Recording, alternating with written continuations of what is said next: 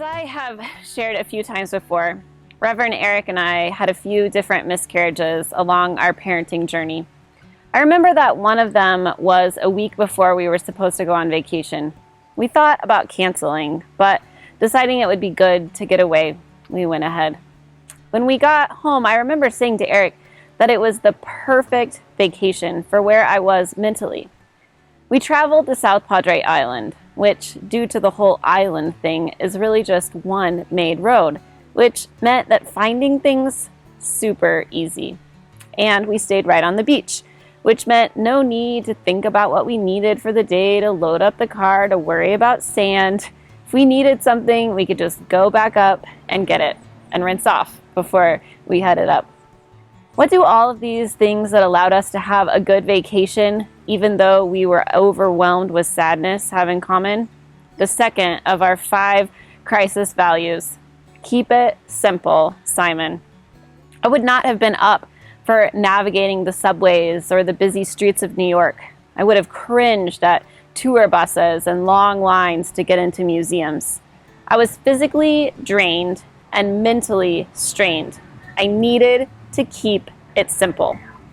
Take, for example, the story of Simon Peter trying to meet Jesus on the water. Shortly before dawn, Jesus went out to them, walking on the lake. When the disciples saw him walking, they were terrified. "It's a ghost," they said, and cried out in fear. But Jesus immediately said to them, "Take courage, it is I. Don't be afraid." "Lord, if it is you," Peter replied, "tell me to come to you on the water." "Come," he said. Then Peter got out of the boat, walked on the water, and came toward Jesus. But when he saw the wind, he was afraid and began to sink, crying out, "Lord, save me." Immediately Jesus reached out his hand, caught him. "You of little faith," he said, "why did you doubt?" Peter got out of the boat and was straight away able to walk on the water. But then he started thinking about it. And the more he thought, the more he fought. "I shouldn't be able to do this." And the more his mind got worked up and the lower he sank in the water. Sometimes we can overthink it. We can make it more complicated than it needs to be. And in turn, that overthinking can make us sink. And if not sink, then at the very least, we can let it stop us from doing something that we ought to do. When you find yourself feeling that sense of overload, keep it simple. You don't need a doodle poll to see when is the best time to meet up. Sometimes that last minute, "Hey, can I stop by and sit on your front porch in 30 minutes?" works even better.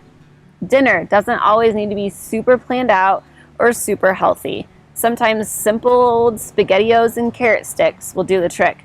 Just think of it as an opportunity to teach your kids about the color orange.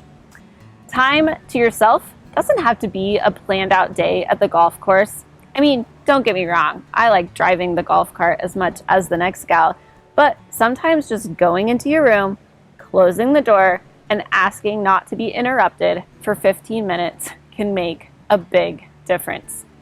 When you aren't feeling at the top of your game, whether that's from a pandemic or you just need to give yourself some space to make room for grace, you have to be okay with letting some stuff go. When we step out, we can walk on water until we see the wind and the rain and the storms, and then we lose our faith that we can do it. The church emergency number is 406-333-1856. Give your mental health a boost. Keep it simple so you can stay focused on what matters. Why? Because your mental health matters. Mom, are you done yet? We're still filming.